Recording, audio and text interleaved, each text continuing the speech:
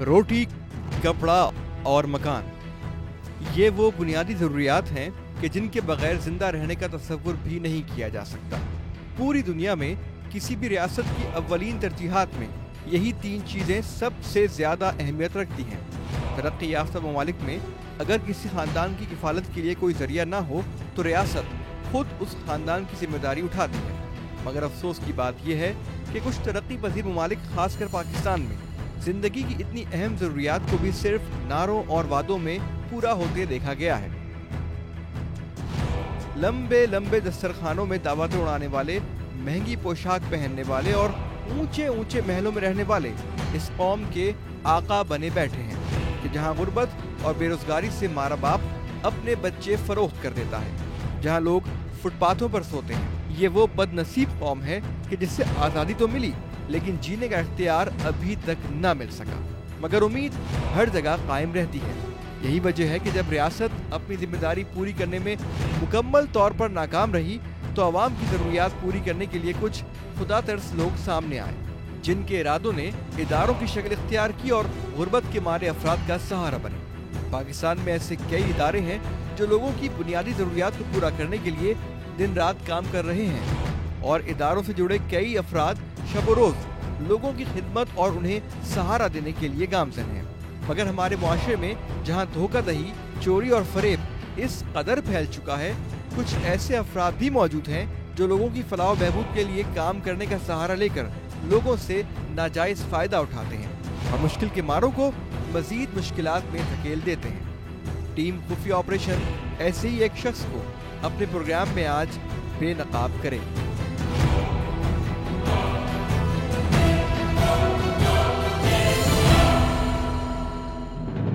मुश्किल में फंसे खानदानों की किफ़ालत के लिए चंद इदारे बहुत बढ़ चढ़ कर काम कर रहे हैं। इनमें चंद इदारे तो कुछ ऐसे भी हैं जो किसी तारुफ के मोहताज नहीं, लेकिन चंद लोग ऐसे भी हैं जो ऐसे फलाही इदारों का नाम इस्तेमाल करके लोगों को ख़ास तौर पर ख़वातीन का इस्तेसाल करते हैं। एक ऐसे ही शख्स का पता लगाया है टीम खुफिया ऑपरेशन ने और इसीलिए हमने अपने नुमाइंदे को भेजा है उस शख्स से मुलाकात करने के लिए।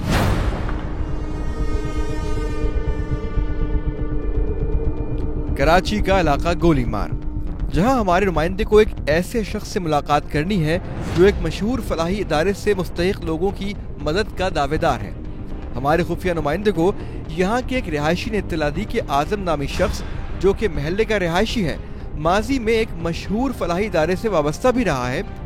उसने इसे कहा है कि अगर कोई मुस्तहिक है तो उसके पास ले आए, वो उस फलाही इदारे से उसकी मदद करवा देगा। और उसने इस बात पर भी जोर दिया है कि अगर कोई खातून या लड़की है तो ज़रूर ले आए, जिस पर हमें इत्तला देने वाले शख्स ने मजीद बेतकल्लुफ़ी से उससे बात की तो आज़म नामी शख्स ने अपने नापाक अज़ाइम उसके सामने रख दिए, जिसके बाद उस शख्स ने हमसे रब्ता किया और हमारा खुफिया नुमाइंदा एक मजबूर और बेसहारा लड़की की जानिब से फरियाद लेकर आज़म से मुलाकात के लिए अब उस इलाके में मौजूद है जहाँ वो काम करता है। ये है वो शख्स आज़म जिससे मुलाकात के लिए हमारा खुफिया नुमाइंदा इस इलाके में मौजूद है। आज़म के मुताबिक ये अभी काम में मसरूफ़ है। उसने शाम के औकात में हमारे नुमाइंदे को दोबारा मुलाकात और बातचीत के लिए बुलवा लिया है। अरे वो तो सही है, 8 बजे तो मुझसे मुलाकात, 8:30 बजे फिर मैं तुमसे तब चीज़ें वो सारी चेन के बाद ही होगा। कल का परसों का दिन है ना, मसला नहीं, मैं आगे दिलासा दे दूँ और आगे चेंज जो है ना उसको भी हाई अलर्ट करके मसला नहीं। मैं पहले आज रात को तो मुझसे मुलाकात करो, उसके बाद तो मुझको बोलना। अभी नहीं बोलूँ, अभी कुछ मत बोले तो यार, अभी उसको जवाब तो दे दूँगा, बोलूँ हाँ भाई हो जाएगा तुम्हारा। मैं बोलना भाई मुलाकात हो गई है। हाँ ठीक है।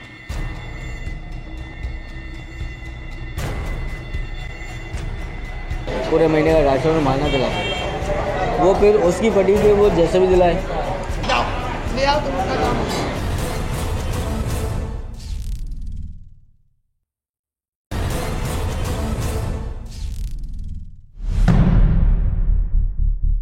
शाम होते ही हमारा नुमाइंदा होटल पर पहुंच गया।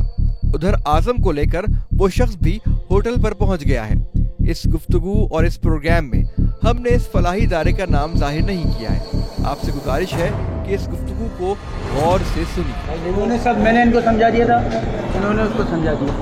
अब ये तुम्हें बाकी भाई देखो, इनकी वालदा है फालिद की नबी, ठीक है। तो ये उनको ना चला फिरा जाता है ना कुछ। उनके वालिद साहब, लड़की के वालिद का और इंतकाल, सिर्फ लड़की है अच्छा, वालिद उनके जिनको फालिद का टेक तो शोहर का इंतकाल हो गया, खाली लड़की और उसकी वालदा है। बेटी बेटियाँ बेटे नहीं है, बेटा कोई नहीं है, सिर्फ बेटी है और उसकी माँ है। बेटी और माँ, सिर्फ बेटी और माँ, इकलौती बेटी थी, उसके वालिद को माँ भी जो है ना आ नहीं सकती, ये भी बता दो। आजम हमारे नुमाइंदे से मुस्तहिक लड़की की तफसीलात जान रहा है। हमारे नुमाइंदे के मुताबिक मदद की मुस्तहिक लड़की मलीर के इलाके में अपनी फालिज की मरीजा माँ के साथ रिहाइश पजीर है।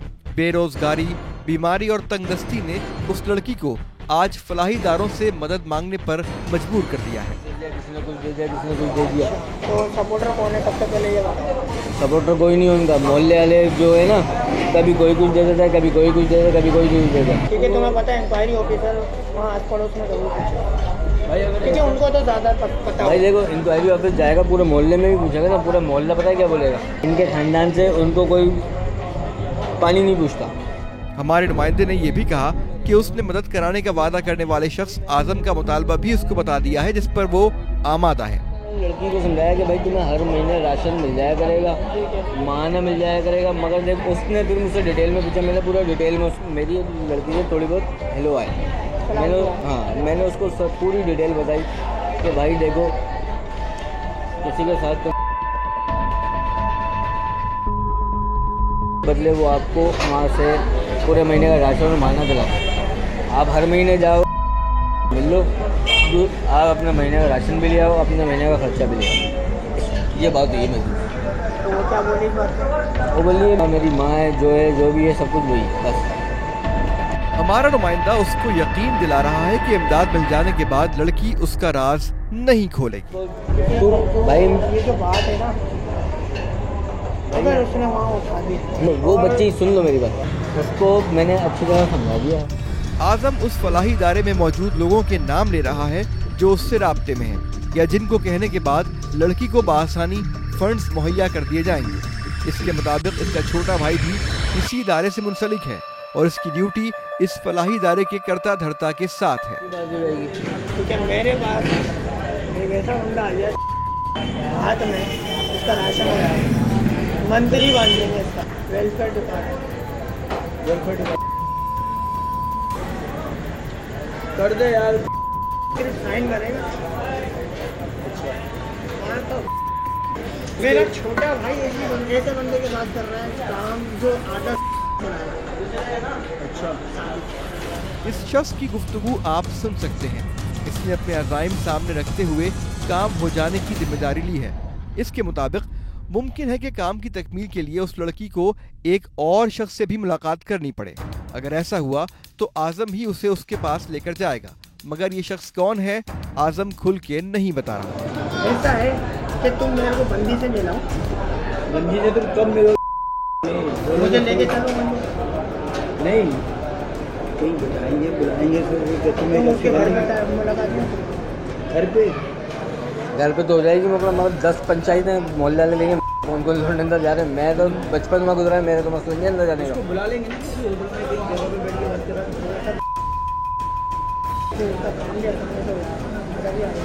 इसके मुताबिक काम हो जाने के बाद यानी इमदाद माहाना मुकर्रर हो जाने के बाद और अद्वियात की फराहमी के बाद लड़की ने अगर इससे मिलना छोड़ा तो ये बासानी इसकी इमदाद रुकवा भी सकता है। बस इसको भेज दिया ना एक दफा, लेकिन मुझसे फिर रास्ता खत्म ना करे, ये बात यार ये मेरी जिम्मेदारी है। हाँ, कहीं पता चला उसको, मतलब उसका हर महीने राशन का बन गया ना, अब वो बोले अब मेरा उसका क्या काम, अब मेरा उसके पास जाना क्या, किस बात का। तो भाई इसको अब बस जिस तरह से मैंने लगवाया है ना, फिर मैं उसी तरह से कार्ड भी बन करवा सकता हूँ। सही है। हमारा नुमाइंदा इस बात पर जोर दे रहा है कि पहले इमदाद के लिए कागजात पर अप्रूवल हासिल हो जाए, जिसके बाद लड़की इसकी नापाक ख्वाहिश पूरी कर देगी, मगर आजम पहले अपने अज़ाइम की तकमील चाहता है।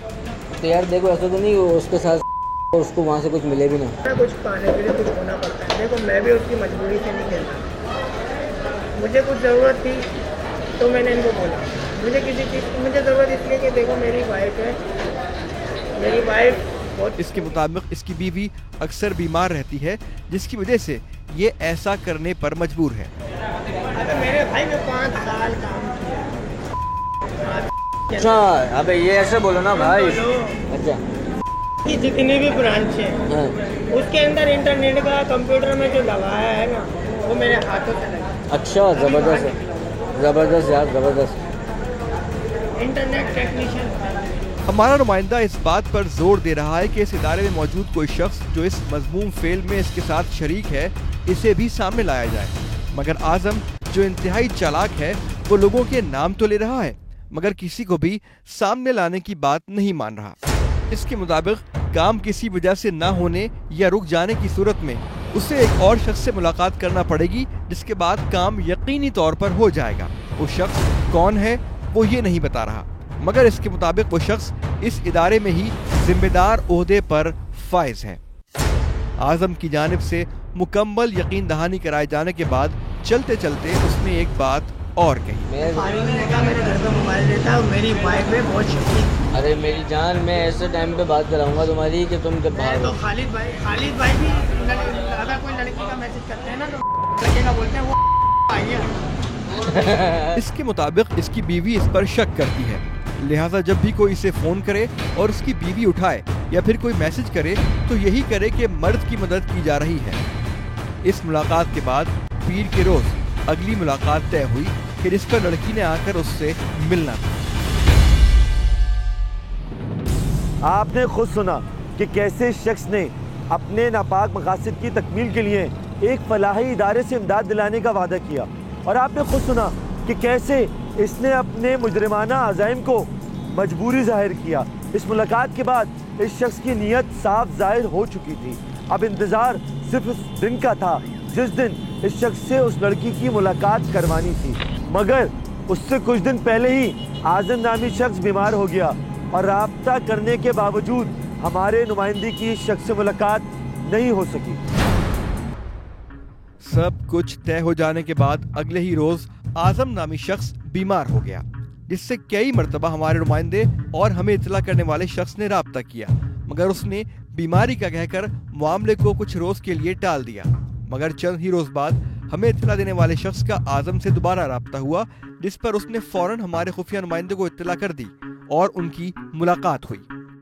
हमें इत्तला देने वाला शख्स और हमारे खुफिया नुमाइंदे दोनों इस बात पर जोर दे रहे हैं कि इसी रोज उस मुस्तहिक लड़की की वालिदा की अद्वियात का मसला हल करा दिया जाए, जिस पर आजम मामले को तूल देने की कोशिश कर रहा है। इसका कहना है कि इसकी तबीयत खराब है, वो इस हालत में लड़की से मुलाकात नहीं कर सकता, मगर हमारा नुमाइंदा बज़िद है कि वो आज ही के रोज उस लड़की से मुलाकात करे, जिस पर उसने आमादगी जाहिर कर दी। कल ऐसे टाइम बुलाओ कि ताकि जो भी जाकर दवा दिला दो, ठीक है, क्योंकि वो अपने घर से बोल के निकली है, मेरा वेट कर रही है एयरपोर्ट के पास, ठीक है। मैं तुम्हारी आज उससे मीटिंग करा देता हूँ कल। हाँ, अकेले में बात कर लेना, टेंशन नहीं लेना, बुला लिया हूँ उसको, मैं लेकर हाँ बस सही है, सही है। 1 घंटे बाद आजम और इमदाद की मुस्तहिक लड़की की मुलाकात तय हो गई, जिसके फौरन बाद ही टीम खुफिया ऑपरेशन इस कहानी का ड्रॉप सीन करने की तैयारियों में मसरूफ हो गई।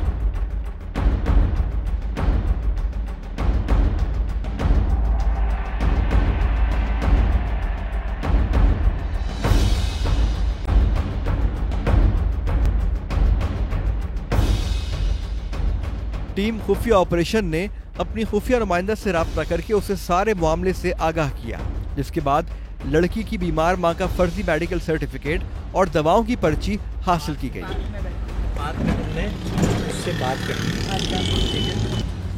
हमने डॉक्टर का नुस्खा भी हासिल कर लिया है, जिसमें यह वाज़ेह किया गया है कि जो खातून हैं, जो ज़रूरतमंद खातून हैं, उनकी वालिदा को फालिज है, और फालिज की जितनी अद्वियात हैं वो इस नुस्खे में हमने लिखवा ली हैं। हमने अपनी नुमाइंदा खातून को पूरी तरह ब्रीफ कर दिया है कि किस तरह जाना है, वहाँ क्या कहना है, ताकि वो शख्स जो हमारी नुमाइंदा खातून को ये कह रहा है कि उसकी मजबूरी में काम आएगा, अद्वियात भी देगा, सारे मसाइल हल करेगा, देखते हैं वो हमारी नुमाइंदा खातून से क्या बात करता है, क्या पूछता है, क्या कहता है। पूछेगा आपको किसने बताया, मेरे पास किसने भेजा।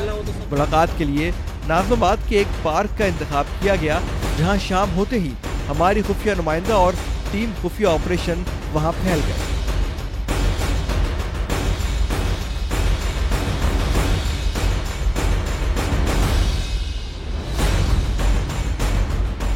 और फिर हमारा नुमाइंदा रवाना हुआ आजम को पार्क में बुलाने। अब सिर्फ इंतजार था उस शख्स का कि कब वो आए और हमारी नुमाइंदा से गुफ्तगू करे और उसे बेनकाब किया जाए। वायरलेस कैमरे के जरिए लड़की और उस शख्स की गुफ्तगू रिकॉर्ड की जाएगी, मगर फासला ज्यादा होने की सूरत में आवाज मुनक़ता भी हो सकती है, लिहाजा हमें ये कोशिश करनी होगी कि हमारे दरमियान फासला ना बढ़े।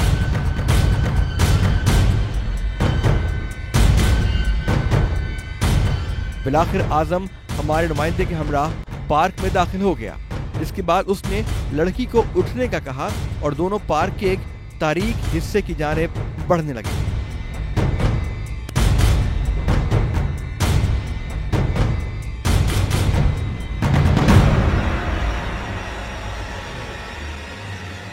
मैंने कहा किसी की मजबूरी है तो मैं किसी की मदद करा दूं, इस चक्कर में आया था। इन्होंने क्लियर कट कहा था, गिव एंड टेक तो एक बंद लफ्जों में हो जाता है। इन्होंने क्लियर बात की थी कि मुझे ये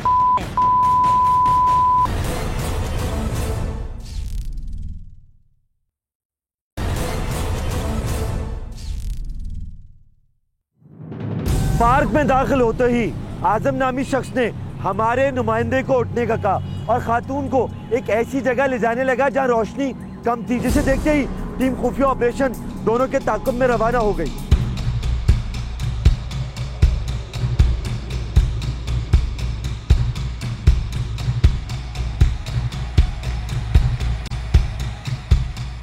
पार्क के इस हिस्से में आजम हमारी नुमाइंदा को लेकर बेंच पर बैठ गया। इस दौरान टीम खुफिया ऑपरेशन फौरी तौर पर बेंच के तरफ में फैल गई और इन दोनों के दरमियान होने वाली गुफ्तगू रिकॉर्ड करने की कोशिश करने लगी। नहीं, मैं घर में अकेली नहीं, अम्मी जॉब करूं या घर में बीमार माँ को देखूं, तो मतलब मामू चिट्टा वगैरह साथ देने की कोशिश की। जब बुरा वक्त आता है ना तो कोई भी साथ नहीं देता। आपको भी ये बात अच्छे तरीके से मालूम नहीं चाहिए। लड़की की मजबूरी मुकम्मल तौर पर सुने बगैर इस शख्स ने अपने मजमूम अज़ाइम इस लड़की के सामने रख दिए हैं, जिसको इसने अपनी बीवी की बीमारी की मजबूरी बताकर बड़ी खूबसूरती के साथ पेश किया है। इस बातचीत के बाद अब कुछ बाकी नहीं रहता कि जो साबित किया जाए। मेरी वाइफ बीमार रहती है। अच्छा, मैं शादीशुदा हूँ। मेरी शादी को ज़्यादा अच्छा नहीं हो रहा है। मतलब मैंने अभी बीच में हाल ही में शादी की तो वो बीमार रहती है, तो इस वजह से मेरा ना अच्छा करता है। लेकिन अब जाहिर है मैं और फिर मैं ऐसे किसी को जाता भी नहीं हूँ किसी के पास, ना किसी को बुलाता हूँ, किसी किस्म की कोई बात नहीं। क्योंकि मैं हमारा तो घर भी मतलब साफ सुथरा है, ऐसी कोई बात नहीं। तो आप में क्या करते हैं? मैंने वहाँ 5 साल नौकरी। अच्छा, ये किस चीज़ की नौकरी है?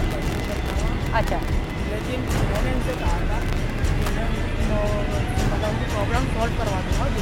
अच्छा, लेकिन बदले में अगर मुझे कुछ थोड़ा सा कुछ करना है, कभी कोई बात हो, अगर उनके दिल में ऐसा। आजम नामी शख्स खुलकर सामने आ गया था, जिसके फौरन बाद टीम खुफिया ऑपरेशन ने फैसला किया कि इस शख्स को यही बेनकाब कर दिया जाए और यही सोचकर पूरी टीम उसकी जानिब बढ़ने लगी। अब मेरी बात तो सुन लें। करती हूँ, मुझे ये समझ नहीं आ रहा।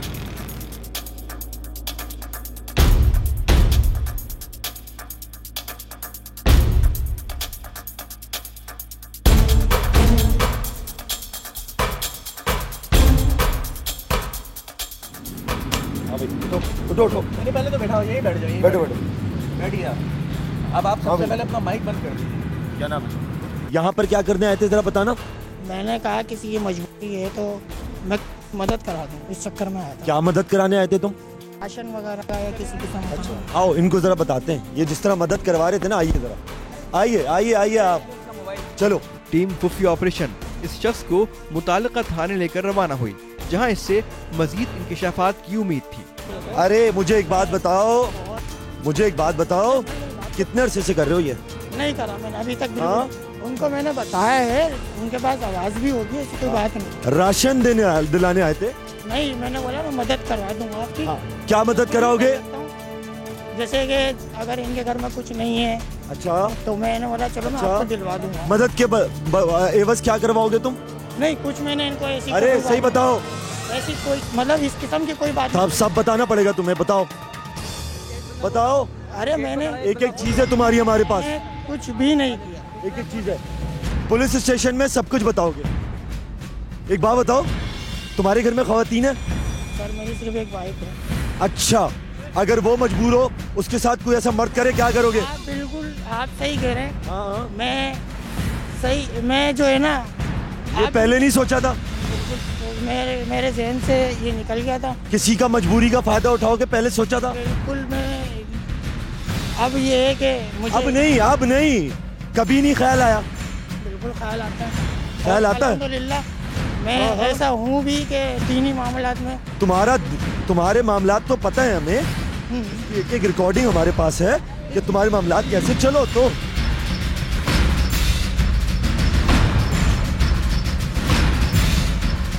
जरा बताइएगा, जब आप यहाँ पर आके इनके साथ बैठी हैं, उस वक्त से लेके अब तक जब हम नहीं आए थे, उन्होंने क्या बात की है?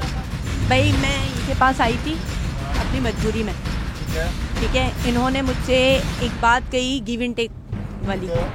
इन्होंने मुझे ये कहा कि इनकी बीवी बीमार है, ठीक है, और इनको है, ये शादीशुदा हैं और इनको बस मुझे आपने अपनी मजबूरी बताई थी इन्हें? मैंने बिल्कुल अपनी मजबूरी बताई थी। मैंने बिल्कुल इनको अपनी मजबूरी बताई थी। मैंने बताया था मेरी माँ जो है ना बहुत बीमार है, मुझे सिर्फ उसकी दवाई का खर्चा वगैरह बनवा दें, ऐसा हिसाब किताब, राशन वगैरह का हिसाब किताब बन जाता है तो मैं आपको दुआएं दूंगी। उस पर इन्होंने ये बात कही कि ठीक है मैं करवा दूंगा, लेकिन मैंने इनसे पूछा कि आप वहाँ होते क्या हैं, तो इन्होंने कहा कि मैं 5 साल मैंने काम किया, मैं टेक्नीशियन का काम वहाँ करता था। वेलफेयर में। कहाँ नाम लिया था? वेलफेयर का नाम वेलफेयर। ये कोई अजनबी नहीं है, हमारी नुमाइंदा है। मैं समझ गया हूँ। मैं ये शख्स किसी भी किस्म का नाम लेने से गुरेज कर रहा है। इसके मुताबिक ये अकेला ही इस फेल में मुलविस है और वो नाम जो ये ले रहा था वो झूठ था। ये अफराद उस फलाही इदारे से मुंसलिक ज़रूर हैं, मगर इनका इस काम से कोई ताल्लुक नहीं है।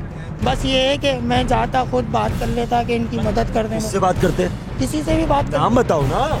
नहीं बिल्कुल नहीं, अल्लाह मेरा रब गवाह है। ये पहली खातून है? बिल्कुल इससे पहले कभी नहीं सोचा? नहीं, बिल्कुल नहीं। अच्छा, बिल्कुल मेरा रब गवाह है, मैं बता रहा हूँ ना। कभी इनटेक नहीं किया? नाम अमाल में ऐसा लिखा जाए। किसी की मजबूरी से नहीं खेला? बिल्कुल नहीं खेला, बिल्कुल। आज पहली मर्दा गया पकड़े गए? अपने बेटे, हाँ मैं अपने बेटे की कसम खा के कहता हूँ, मेरा एक छोटा सा बेटा है। जब किसी की मजबूरी का फायदा उठा सकते हो तो तुम्हारी कसम का भरोसा हम कैसे करें? आप बस एक दफ़ा, अल्लाह ताला सबको माफ़ करता है, एक दफ़ा आपको भी। हमारे पास माफी का इख्तियार नहीं। अब एक बात बताओ, तुम छूट जाओगे? मैं तुम्हारा जानने वाला कौन है? कोई नहीं है, जब मैं बिल्कुल सच बता रहा हूँ। ठीक है, इनको पुलिस के हवाले करते हैं। अब ये पुलिस, ये है कि हाँ, इनका जरा चेहरा गौर से दिखाओ और ये दिखाओ जरा, क्या ये दिखाओ, ये आदमी गिव एंड टेक करता है। इन्होंने क्लियर कट कहा था, गिव एंड टेक तो एक बंद लफ्जों में हो जाता है। इन्होंने क्लियर बात की थी कि मुझे ये है। एक मिनट मेरी बात सुने। मैंने कहा था देखो मैं कोई जबरदस्ती, सुने, ये मेरे पास जबरदस्ती नहीं है, कोई यूज नहीं है, मैंने कुछ नहीं, मैंने ऐसी कोई बात नहीं कही थी, याद है? साल भी करोगे तो नरमी से, प्यार से। मैंने मना कर दिया था, मैंने बोला देखो लेकिन मैं आपकी दवाई ववाई करवा दूंगा। मैं उन्होंने ये कहा था कि मैं सिर्फ दवाई दिलवा दूंगा आपको? नहीं, ऐसा नहीं कहा था, ऐसा कुछ भी नहीं कहा। इन्होंने कहा कि इन्होंने फर्स्ट टाइम में ही मुझसे बात किया, और अगर कोई फर्स्ट टाइम करता है ना इस तरीके से नहीं बोलता फौरन से, कि बिल्कुल पहली बार आके बैठे और इन्होंने ये बात बोल दी। मैंने अपनी मजबूरी बताई और इन्होंने ये बात बोल दी। तुमने कैसे ये कहा कि वेलफेयर से सामान दिलवाओगे? मैं तो कोशिश करता। किससे कैसे कोशिश करते हैं? जब तक नहीं होता मैं इनको कोई किसी किस्म की कोई परेशानी नहीं होने देता।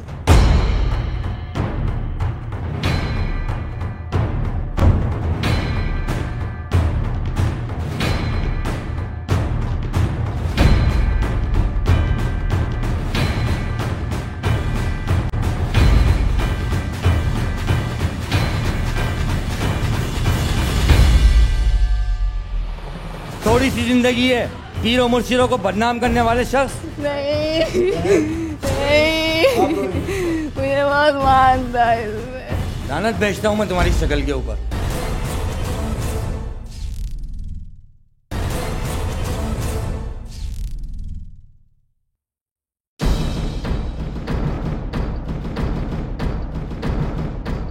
तुम्हारी नीयत क्या थी? मेरी तो नीयत थी बहुत गलत, बहुत बुरी नीयत थी, लेकिन मैं था भी नहीं ऐसा फेल में।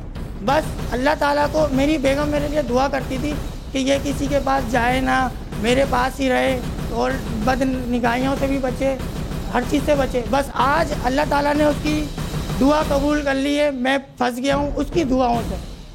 सही है ना? मैं गलत काम करने ही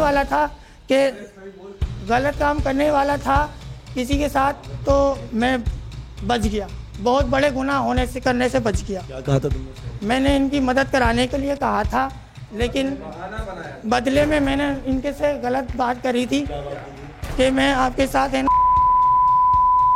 अपनी क्या मजबूरी बताई थी? बिल्कुल, उन्होंने जो भी बताया था, मुझे तो फ्री में हर काम करना चाहिए था, इनका हर चीज़ नेकी के तौर पे करना चाहिए था, खुद ही आगे बढ़ चढ़ के, लेकिन मेरी नीयत ख़राब थी।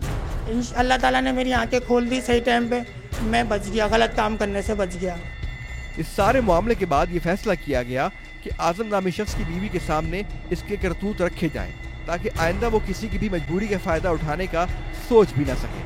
इसके बाद आज़म के घर राब्ता किया गया और थोड़ा ही वक्त गुजरने के बाद इसकी बीवी और बिरादर निस्बती थाने में मौजूद थी। आपके जो शोहर हैं, बड़ी माजत के साथ आपको अफसोस बहुत होगा, बहुत अफसोस होगा। वो इस बहाने के राशन डलवाएंगे, घर की चीज़ें डलवाएंगे, वो मुतालबात करते हैं, तगाज़े करते हैं ख़वातीन से, उनकी मजबूरी का फ़ायदा उठा के। आपको वीडियोज़ हम दिखा दें, आपको फिर यकीन आ जाएगा। अगर आपका शौहर आपके सामने इस बात का इकरार करे, फिर आपको यकीन आ जाएगा। आपको कभी ऐसा नहीं लगा? नहीं, कभी इस तरह की कोई ऐसी बात ही नहीं हुई है, इस तरह का कुछ हुआ ही नहीं है कभी, तो मैं कैसे मान लूँ? कभी आपको अपने शौहर पर शक नहीं हुआ? नहीं, इस तरह की हरकत में तो कभी भी नहीं कि लड़कियों का चक्कर चलाएं। हाँ, देखना दिखाना वो चीज़ एक हंसी मजाक में एक होता था, लेकिन इस तरह का कभी नहीं हुआ।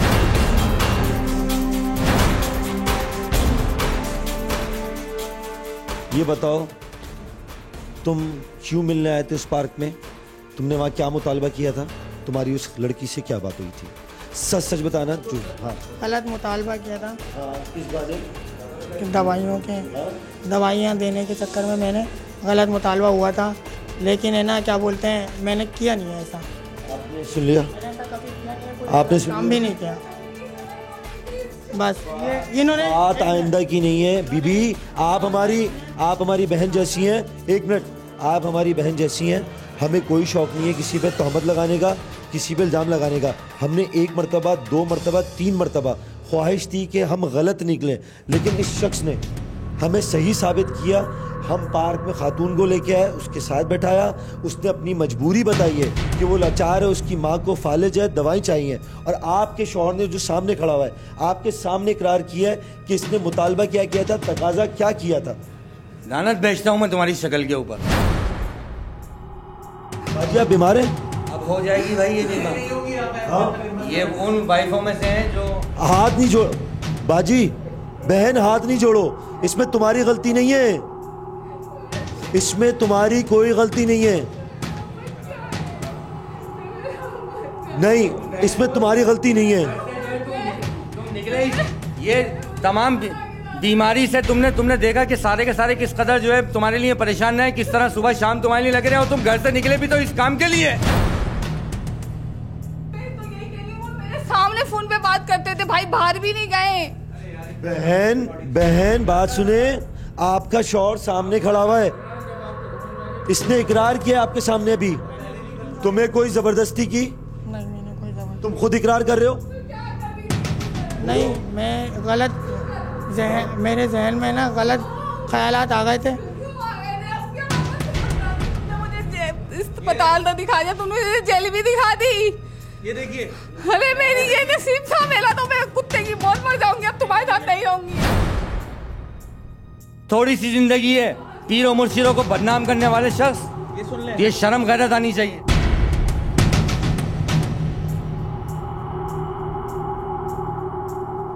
अगर हमारे घर में, आपके घर में कोई इस तरह लाचार मजबूर औरत हो उसके साथ इस तरह कोई करे, आप क्या करेंगे? मुझे सिर्फ ये जवाब दे दें। हाँ यार, उसको हम यही सोचेंगे कि उसको मतलब ख़त्म ही कर दें। तो छोड़ना चाहिए, यही कहती है। नहीं, उसको छोड़ना नहीं चाहिए यार। इस शख्स ने इस्तेमाल पता क्या किया है? इस शख्स ने इस्तेमाल किया एक मजबूर लाचार को। लोग करते हैं इस्तेमाल। इस शख्स ने एक खातून की मजबूरी से फ़ायदा उठा के ऐसी हज़ारों ख़वातीन, अगर आज इसका हमने चेहरा नहीं दिखाया, ऐसी हज़ारों ख़वातीन पिसती रहेंगी। बहन एक ऐसे नहीं, बहन बहन बहन बहन हमने एक नहीं, हमने 4 मौके दिए। देखो ज़्यादा दिल दुखा है, जिनकी मजबूरी का फ़ायदा उठाया गया वो माफ कर देंगी। अब नहीं होगा, अब नहीं होगा मेरी बहन, अब नहीं होगा। सिर्फ आखिरी मौका दे दो, एक मौका दे दो, सिर्फ आखिरी। मेरी बहन, सिर्फ एक मौका दे दो। बहन आप बैठो, बहन आप तशरीफ रखो, बहन आप तशरीफ रखो।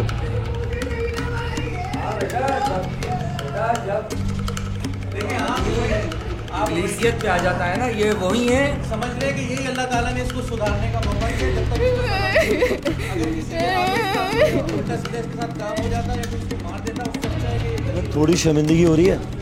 बहुत शर्मिंदा हूँ मैं, बहुत शर्मिंदा हूँ मैं अपने किए पे बहुत शर्मिंदा हूँ।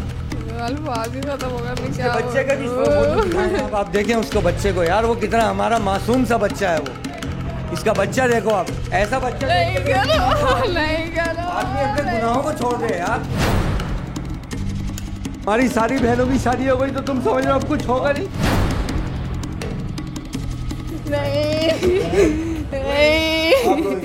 मुझे बहुत मानता है नहीं करूँगी।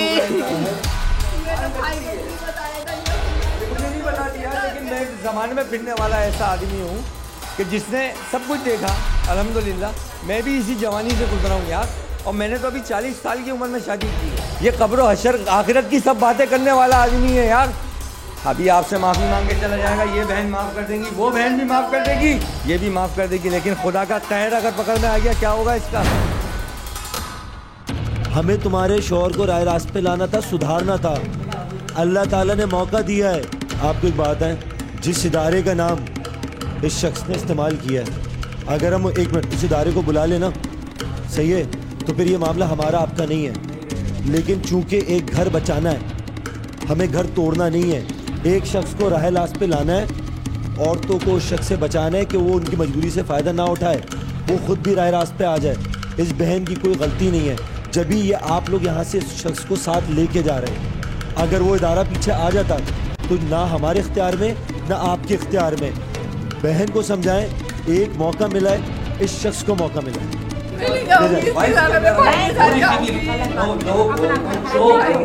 कोई कहना नहीं सुनती हो भाई, कि अगर उसके अंदर कोई तूने खोट देखी हो, बता। मीडिया खड़ा हुआ है सारा सामने, बता।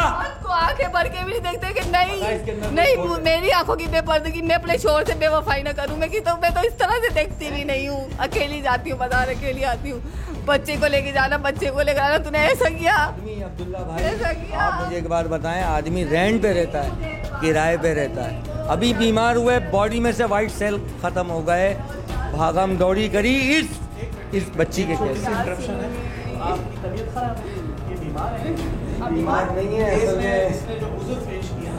अगर अब तो मुझे कैंसर की बीमारी, इसकी जिंदगी से निकल जाऊं मैं, मर जाऊं मैं। भाई अपने आप को बचाने के लिए इन्होंने कहां तक गरबा इस्तेमाल करा? अल्लाह करे, रसूल करे।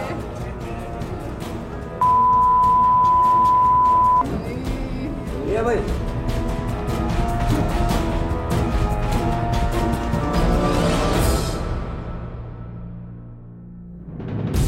आजम जैसे लोग हर शहर हर मोहल्ले में मौजूद हैं।